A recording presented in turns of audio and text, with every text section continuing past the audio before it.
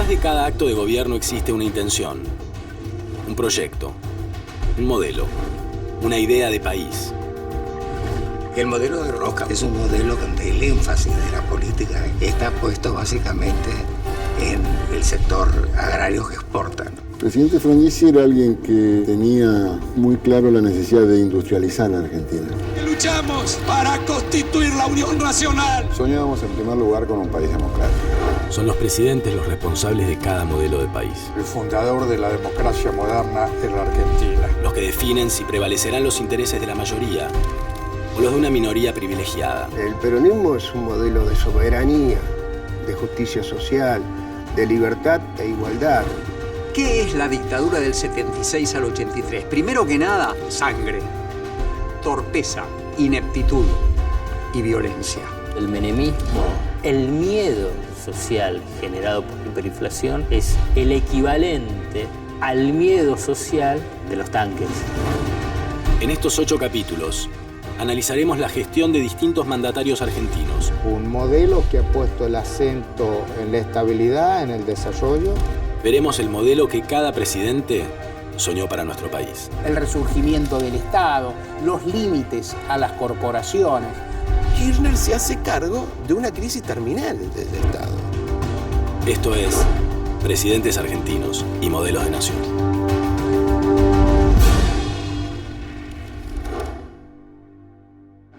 Creo firmemente que la señora Presidente debe ejercer su autoridad totalmente restablecida y fortalecida a través de los últimos acontecimientos para erradicar definitivamente a todo aquel individuo, sea civil, militar, que esté en contra de este proceso. Estaba preso en Magdalena, era el mes de agosto de 1978, 79, por ahí. Fui a visitarlo, como me venía de La Rioja a verlo, y era un día frío, lluvioso, y Carlos me vio muy preocupado. Había rumores de que los iban a meter en un barco y los iban a hacer desaparecer Y ese día Carlos me dice: Eduardo, no te preocupes, que yo voy a salir de la cárcel y voy a ser presidente. Y lo empecé a frecuentar con mucha asiduidad cuando fue la confrontación en la interna de 1988 entre Antonio Cafiero y Menem. Ahí en las negociaciones que llevaron a esa interna ya legendaria, porque es la última que hubo en el justicialismo. La segunda etapa de la interna peronista era la interna de la renovación. El gran favorito era Cafiero, tenía no todo el aparato peronista, pero sí una proporción alta de la dirigencia peronista acompañándolo. Y en general los radicales miraban con más interés a Menem. Representaba para ellos y en ese momento más un peronismo más bárbaro, más rudimentario, de contenidos más pobres y demás. Era un rival más fácil. Cuando Cafiero empezó a recorrer algunas provincias, Carlos ya había estado por ahí 2 o 3 veces. O sea, fue una tarea hacia pulmón. Era un espíritu religioso juntar 500.000 personas en Rosario. Entre las 10 de la noche y las 4 de la mañana. Si no hay fe, no la juntás. Así ponga toda la plata que ponés. La destrozaron esa fe, la de la gente, ¿no? Y ganaron la fe y la confianza absoluta del enemigo, ¿no? De los sectores poderosos que fueron históricamente enemigos del pueblo. Fui tirando ideas de cómo había que hacer la campaña interna. Él me preguntó: ¿pero qué imagen tenemos nosotros? Yo le dije: vos sos el peronismo en estado químico. ¿Por? Porque sos la gente. Vos y la gente. En el Menemóvil iban cúpulas montoneras, junto con el señor Born, importantes dirigentes de esta época, empresarios, toda la dirigencia sindical. El de Menem fue el caso mayor de multireferencia de su presentación pública y su presentación política. La Argentina para aquel entonces era un sistema más o menos bipartidista de libro que había incorporado la característica que el segundo partido había arrancado como banca, ¿no? O sea, había arrancado dominando la escena del radicalismo. Con un gobierno en decadencia, era cantado que el peronismo tenía que llegar. En las elecciones del 14 de mayo de 1989, Menem triunfa con el 47,3% de los votos frente al candidato radical Eduardo Angelós, que obtiene el 32,4%. Carlos Menem asume el 8 de julio de 1989 y así el modelo menemista se pone en marcha. el desguace del Estado, la precarización laboral y la apertura indiscriminada de la economía serán sus coordenadas principales. El doctor Raúl Ricardo Alfonsín.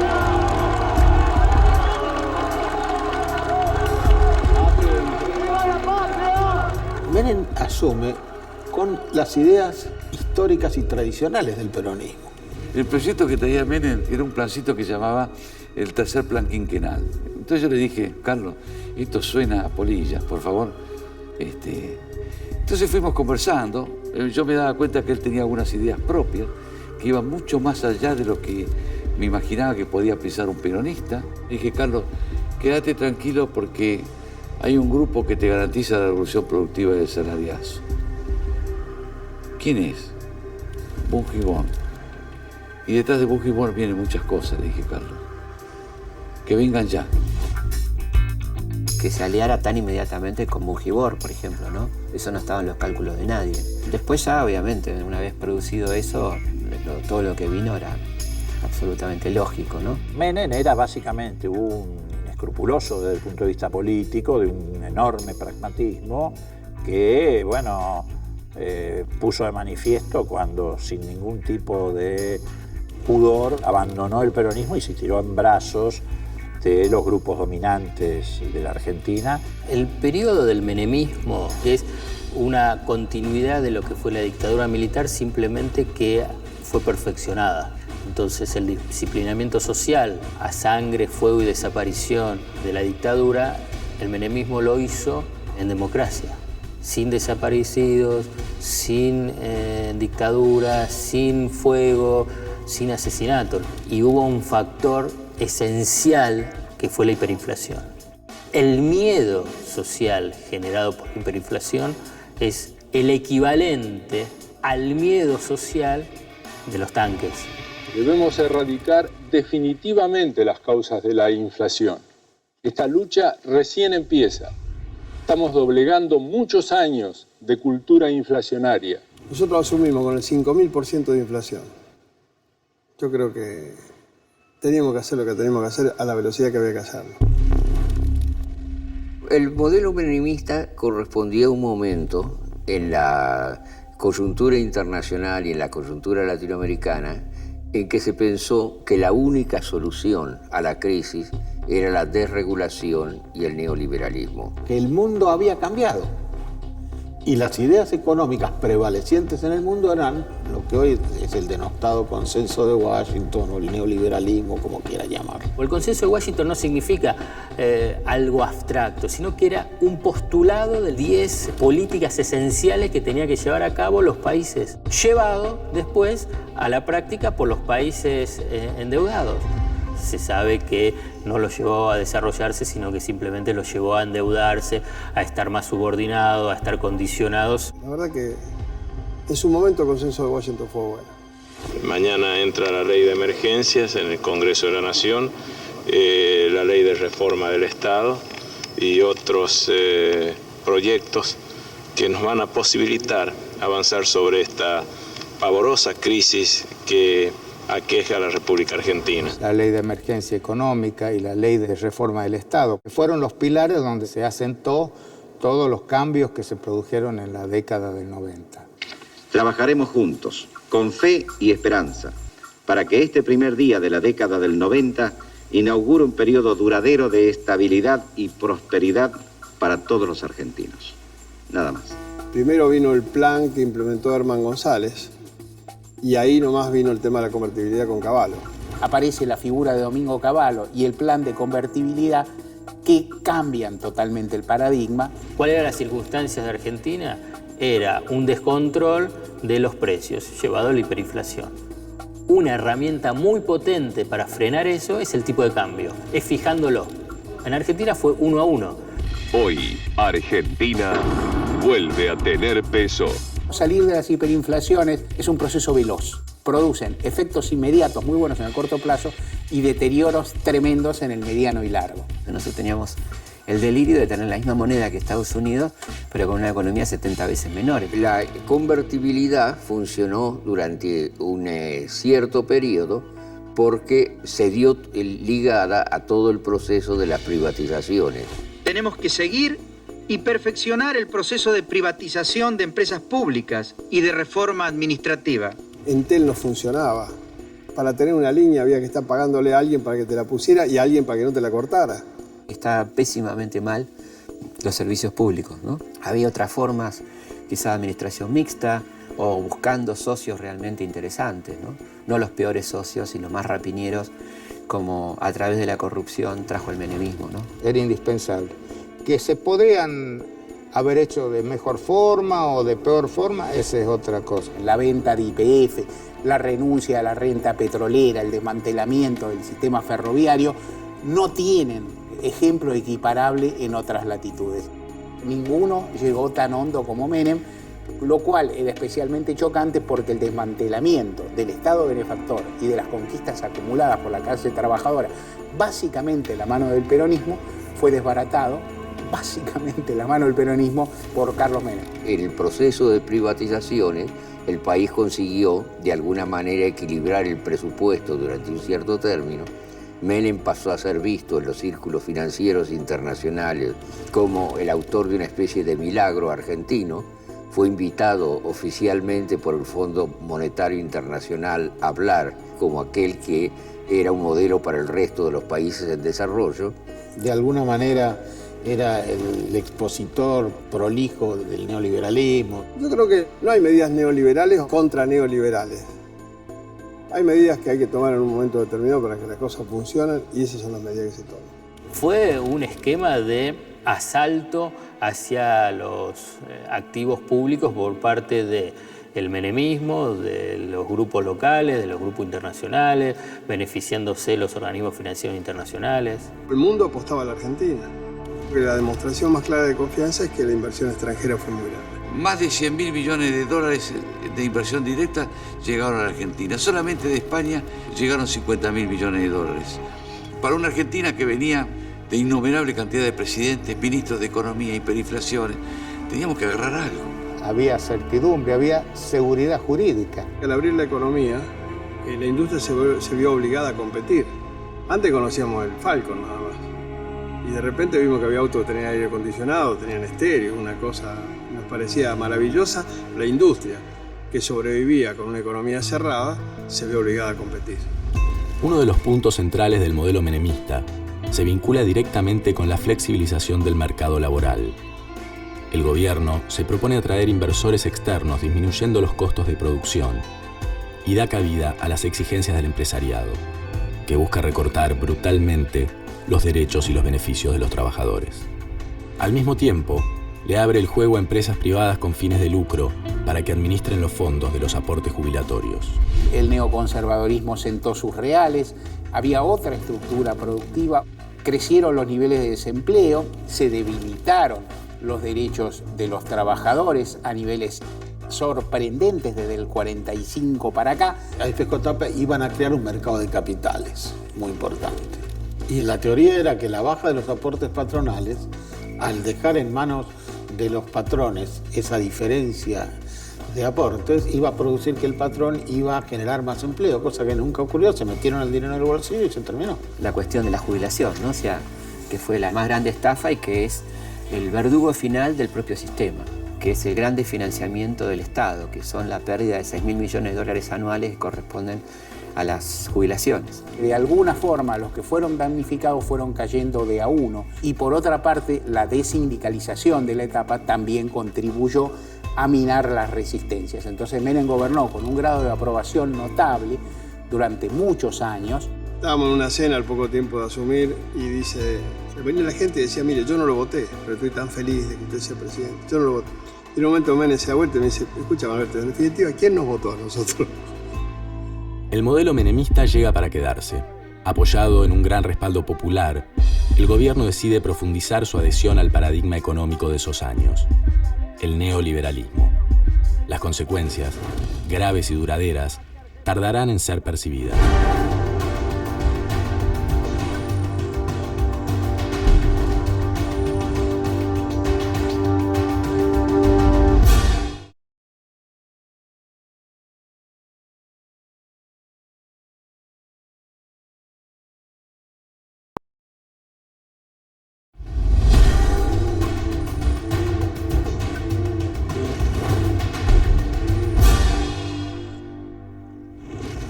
El modelo menemista plantea la necesidad de modernizar el Estado a como dé lugar.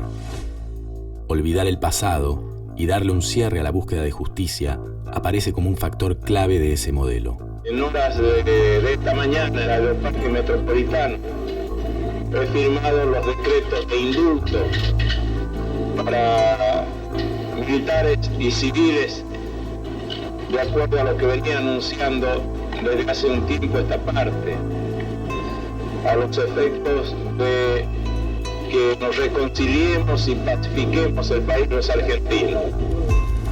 Alrededor de 40 militares en actividad de muy alta graduación estaban detenidos esperando proceso cuando el justicialismo dictó los indultos.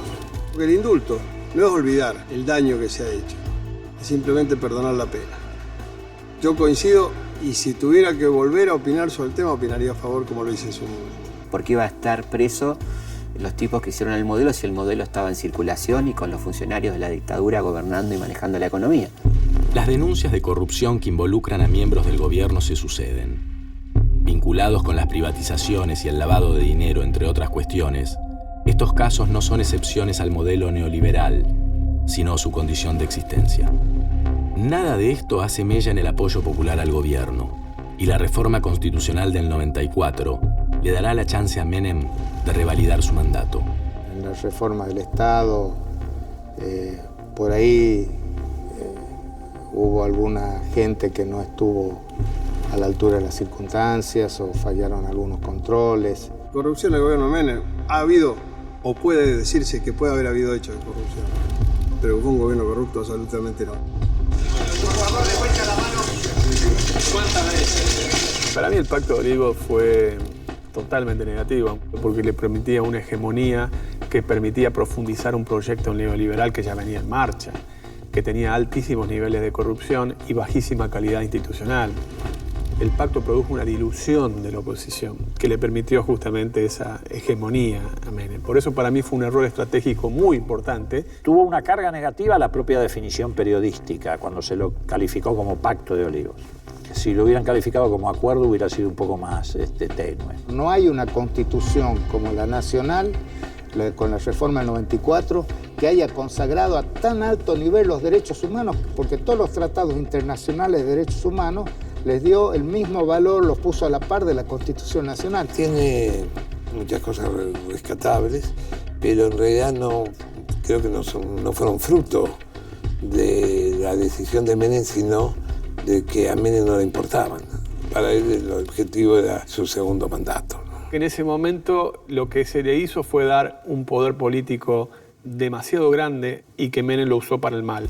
En el año 95, después de haber hecho todas las transformaciones, 1 de cada 2 argentinos lo votaron a Carlos Menem. Menem consiguió un milagro en términos políticos, que fue decir, yo mentí, yo los engañé porque si yo les decía la verdad no me hubieran votado. Y tras esa confesión flagrante, lo votaron de nuevo. Es el denominado voto cuota, que se habían endeudado los sectores medios bajos y sectores populares.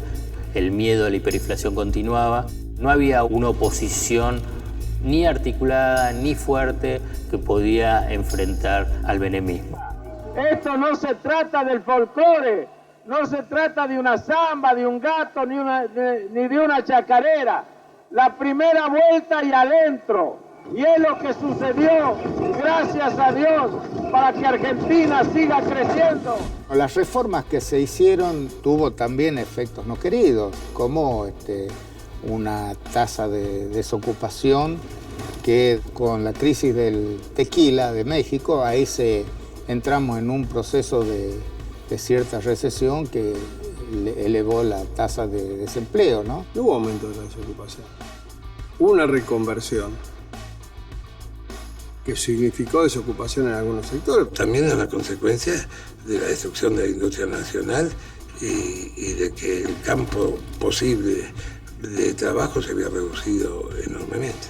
Los grupos multinacionales exigían, reclamaban, deseaban, presionaban para que se mantenga el tipo de cambio. Algunos se encargan de hacer resaltar lo negativo de la convertibilidad, pero nunca destacan que gracias a la convertibilidad se pudo importar maquinaria que permitió tener un parque industrial importante. Todo este proceso generaba una necesidad de endeudamiento fenomenal. Y esto es lo que incrementó el nivel de deuda durante el menemismo. La deuda externa nunca fue beneficiosa ni impuesta por las necesidades propias del país. Fue en realidad la política del acreedor, la política del Fondo Monetario, de los grandes bancos, ¿no es cierto?, de alimentar con préstamos permanentemente el sucesivo deterioro del Estado, primero para darle cierta estabilidad al gobierno en la utilización de fondos para que no estallara el modelo en curso. La convertibilidad se convertía día a día en un cepo del cual era muy difícil salir porque todos atisbaban que la salida era de algún modo catastrófica. Menem no tuvo ninguna necesidad de salir de la convertibilidad porque seguía teniendo el crédito externo, seguía habiendo un apoyo de los sectores externos. Las famosas relaciones carnales. La teoría del realismo periférico, así lo decía la Cancillería, el realismo periférico es una teoría que dice que, para decirlo en términos vulgares, mientras más alcahuete seas de la primera potencia, mejor te va a ir porque vas a recibir contraprestaciones a cambio. No me imaginaba un acercamiento tan profundo con Estados Unidos. Yo no quiero ser enemigo de Estados Unidos, pero no, tampoco es bajarse los pantalones tan fácil. Creo que las relaciones con Estados Unidos fueron correctas, fueron buenas, como además necesitábamos que fueran. Argentina, precisamente por su presencia internacional, la hicieron ingresar en el G20 y entró ahí en el año 99, casualmente en reconocimiento a la labor del presidente Menem. El comienzo de una recesión en el tercer trimestre de 1998 y nuevas acusaciones de corrupción producen un descenso en la popularidad de Menem. El agotamiento de un modelo que se proclamaba inevitable y final ya es más que perceptible. Luego de un intento fallido por instalar la posibilidad de la reelección, Menem termina su gobierno el 10 de diciembre de 1999. Cuando un gobierno está por terminar, los americanos le llaman el lame duck o el pato rengo. Los últimos 2 años son muy duros, entonces planteamos esa posibilidad como una forma de mantener vivo el fuego, digamos. Pero uno sabía que no podía salir eso. Uno si observa el periodo del menemismo, en términos históricos hay un empeoramiento, además de un crecimiento del desempleo, hay un incremento de la deuda. Yo creo que la deuda externa en general es algo que nadie va a pagar y nadie va a cobrar. Son asientos contables. Yo prefiero tener buenas rutas, buenos puertos, después veremos lo de la deuda. El gobierno de Menem fue un muy fuerte retroceso que afectó la credibilidad de la política como actividad. Un gobierno que fue marcado como un gobierno que se manejaba con cierta frivolidad. Yo me río cuando hablan de frivolización, porque yo digo, ¿qué es lo que es lo frívolo? A ver, hacer deporte, entrevistar o recibir a los Rolling Stones. Se produjo una enorme frivolización de la política, de una corrupción que no se ocultaba, hija también de una cultura de la impunidad. Los grandes palacetes de los nuevos ricos eran mostrados impúdicamente en las revistas como si fuera normal pasar de una situación económica relativa a esas grandes fortunas que indicaban por de pronto especulación y corrupción. En estos momentos está bajando el señor presidente de la Nación con mucho cuidado. Lo vemos vestido deportivamente. Yo creo que a muchos argentinos les gusta el pecado, lo que no les gusta es que se sepa. Entonces tiene un autito chiquito acá, una Ferrari afuera. Bueno, Menem le trajeron una Ferrari, anduvo en la Ferrari. Bueno, era un hombre, es un hombre. Para que Argentina siga creciendo en paz. El modelo menemista era el modelo de la exclusión, era el modelo que imperaba en los organismos internacionales, en algunos centros de poder financiero, que era el de las sociedades fracturadas en los que tienen y no tienen, pero sobre todo en las sociedades que presentan una diferencia sustantiva entre los que participan y no participan. Digamos, si uno lo puede referir, el modelo neoliberal: apertura, privatizaciones, desregulación, endeudamiento. Que digan que es política neoliberal, bueno, cada uno le pondrá el calificativo que quiere. Yo digo que es el modelo que necesitó el país en ese momento y que se fue adaptando a las circunstancias en la medida que devenían los acontecimientos nacionales e internacionales. Estableció reformas arrasadoras, le dio enorme poder al Estado para precisamente dejar a la sociedad sin Estado, para limitar derechos ciudadanos, para cambiar ejes impositivos, para cambiar la estructura del sistema educativo y del sistema de salud. La derecha en este país nunca pudo instrumentar un partido político. El partido político de la derecha fueron los militares. Recién con Menem encuentran el dirigente civil capaz de llevar hasta las últimas instancias los proyectos del capital concentrado dentro de una variable de discurso populista. Consiguió lo peor, consiguió la inequidad, consiguió la falta de federalismo, consiguió la disgregación de las economías regionales y no consiguió en cambio la estabilidad, que fue una suerte de espejismo que duró algunos años.